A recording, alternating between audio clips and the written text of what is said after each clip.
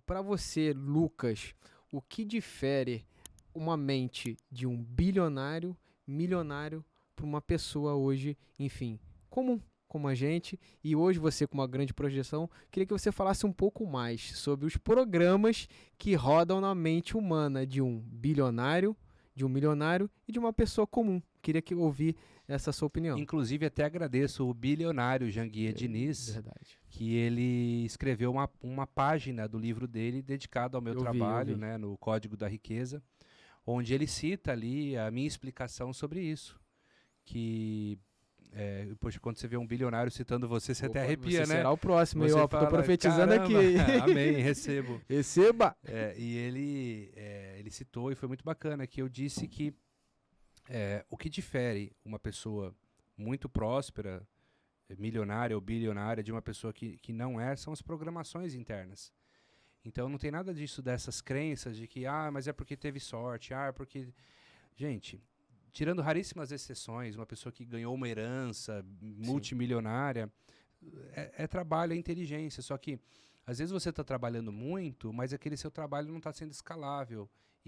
Mudando a estratégia de uma outra forma, ele se torna escalável. Então, é a mesma coisa, você trocar uma ideia, por exemplo, com um Elon Musk, né, não entrando no mérito das coisas boas ou ruins que ele faz, mas o cara é muito inteligente. Sim.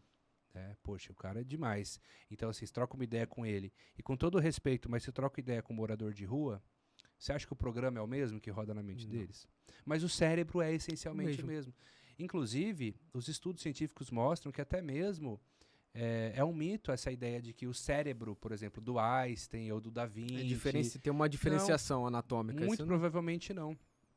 Eram cérebros como os nossos, como de todos, com cerca de 1,5 kg, 86 bilhões de neurônios, células da glia, sistema neurovascular, mas as experiências que eles passaram, o sistema de crenças, é como se fosse uma atualização do software, expandiu a mente deles para camadas acima do nível de entendimento da grande maioria esmagadora das pessoas.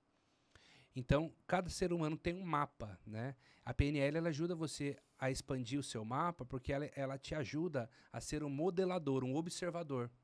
Então, por exemplo, se eu ensinar a PNL para esse morador de rua, eu vou ensinar ele a ser um observador, a ser um modelador. E se ele tiver um contato com uma pessoa que está com um programa mais atualizado, ela vai aprender a captar muito mais isso, ela pode se tornar próxima nos resultados do que essa outra, né? Tem até uma frase do Richard Bandler que ele fala assim: o que é a modelagem? Nós pegamos o que as pessoas fazem de melhor, sistematizamos isso e tornamos isso um modelo replicável. Sim. Então, partindo do pressuposto que tudo que alguém faz, eu também posso fazer. Uma vez feito por um homem, um outro homem pode, de fato, claro, aí fazer o mesmo. Tem as exceções, né? Poxa, com todo respeito a um anão também, mas ele não vai jogar na NBA. É verdade. A não ser que tenha uma NBA de anões. Uma categoria. Uma categoria, verdade. Legal.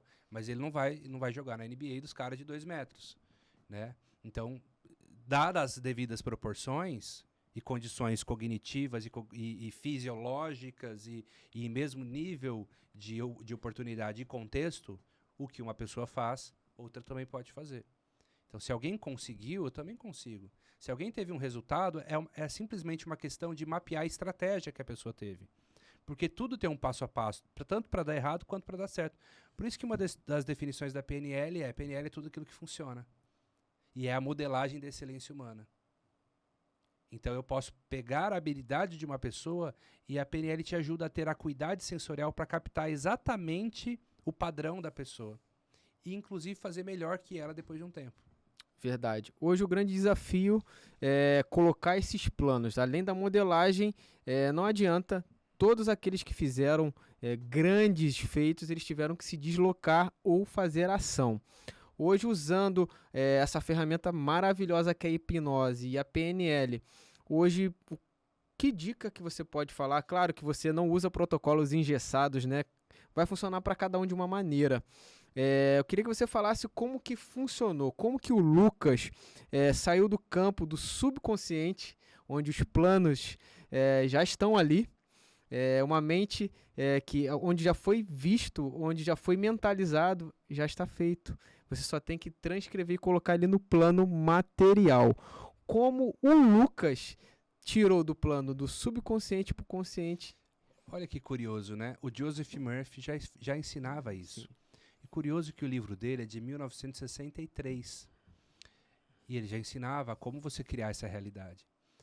Quando eu surgi no meio da hipnoterapia, eu fui um tanto quanto criticado por alguns hipnotistas por seguir o Joseph Murphy. Porque o Joseph Murphy, ele era um cara ligado à igreja, ele era um pastor. Parte espiritual, né? Ele partia para o lado espiritual e ficou meio que uma modinha de você não pode falar de espiritualidade, né? Senão você é o místico. Você não pode se posicionar em relação a isso, mas que se você parar para sendo pensar, taxado. poxa, o livro dele é de 63.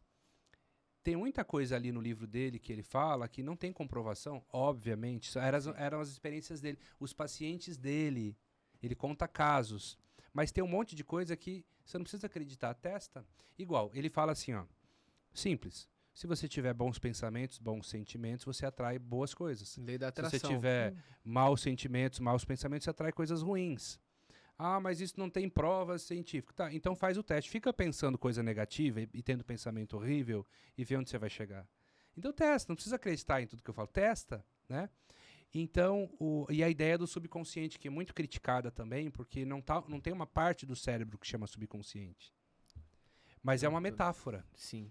Que é lúdico, né? Você não consegue tocar a mente. Né? Então quando ele falava mente subconsciente, ele estava falando de uma inteligência que responde à nossa sugestão. E que seria essa inteligência? Pois é, aí algumas pessoas vão chamar de centelha divina, outras vão falar que é o lobo límbico, mas eu não acho que é só o lobo límbico, é o efeito disso. Eu acredito que é o que o Lucas acredita sobre isso? Na minha hipótese no seu mapa de trabalho, é a consciência que habita dentro de nós. Você pode chamar de alma, de espírito. Eu acredito que nós não somos a mente. A mente é um instrumento, só que a maioria das pessoas acham que são a mente ou estão obedecendo o devaneio da mente. A mente pensa pensamentos negativos e ele se identifica com aquilo, ele não entende por que ele está tendo aquilo, ele tem um pânico. Mas, na verdade, é você que deve comandar a mente. Então, o Joseph Murphy já ensinava isso. E a quantidade de relatos de pessoas que tiveram a vida transformada depois de ler esse livro, O Poder do Subconsciente. Tem um dado, dado específico? Não, falando mas assim, depoimentos você encontra pela internet toda. Né? Se você pegar a essência daquele livro e pôr na prática, o livro tem uma linguagem muito simplória, por isso ele é criticado. Mas ele conversou com o grande público. É uma linguagem tão simples que você fala assim, isso aqui é até elementar. Mas se você pôr em prática aquilo funciona, e foi o que eu fiz.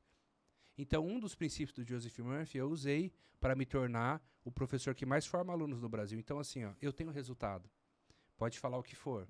Contra resultados não há argumento. Então, muitos que me criticam não têm aluno, não têm paciente, mas eu tive uma estratégia mental e emocional. Por exemplo, o Joseph Murphy ensina que, é bíblico isso, né? Você deve já vivenciar o seu sonho na sua mente, deve acreditar piamente naquilo. Né?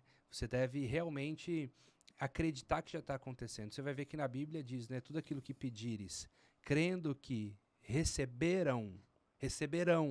Então, se eu acredito que já é meu, eu já sou. Então, eu, antes mesmo de ser um professor, na época eu trabalhava com meu pai, no restaurante dele, eu dizia, eu sou o maior professor de hipnose do Brasil. Eu sou o maior professor de hipnose do Brasil.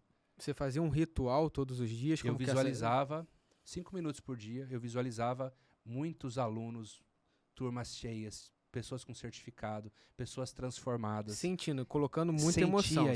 Sentia. Tanto que eu marquei cursos por todo o Brasil e eu não tinha aluno ainda.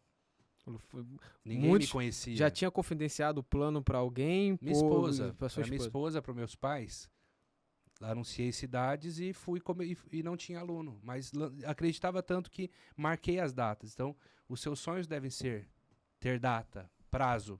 Você usava já a meta SMART da parte de administração? Utilizou sempre a meta SMART? Acredita muito intrinsecamente. Acho que não conscientemente, mas a administração me deu uma ferramenta é uma capacidade empreendedora e de gestão muito interessante, que me ajudou, inclusive. Então, assim, ó, eu trago isso para o princípio, que até é uma frase que eu utilizo, que é assim, ó, haja como se fosse e assim será. Haja como se fosse e assim será, seja a mudança que você quer ser, né? Já seja grato, ao invés de pedir, agradeça, seja, certo? Então, assim, poxa, eu queria tanto ter mais confiança, seja a própria É confiança. simples, né? Eu queria tanto ser mais feliz, sinta a felicidade em você, né? Eu quero amar mais, então ame mais. Ame, tá na ação. E aí vem um pressuposto da PNL que diz, se quiser compreender, haja. Isso que eu tô falando é no quesito de estado interno. É claro que aí sempre tem uma pessoa que fala assim, eu quero ser médico, então eu sou médico, tá, galera? Não. Não, tem que Vamos partir lá, pro campo bom da senso. ação. Vamos Você não é planejar, formado vamos nisso. estruturar, Mas verdade. eu tô falando do estado interno, que depende de mim. Depende de mim ser mais confiante, me sentir mais próspero, mais pleno, um melhor comunicador. Eu quero falar em público e não falo muito bem, por exemplo. Eu já posso falar bem dentro da minha mente, criar dentro da minha mente esse cenário, ver as pessoas na palestra, ouvir o som dos aplausos delas, ouvir a minha presença de palco, me sentir no palco, eu já estou criando essa trilha neural. Então, a imaginação, ela tem um poder estrutural sobre o cérebro. Neuroplasticidade, né? Sim, porque esse ensaio mental cria a estrutura neuronal, ensaia isso no cérebro. Quando você vai fazer fisicamente aquilo, aquela estrutura já existe.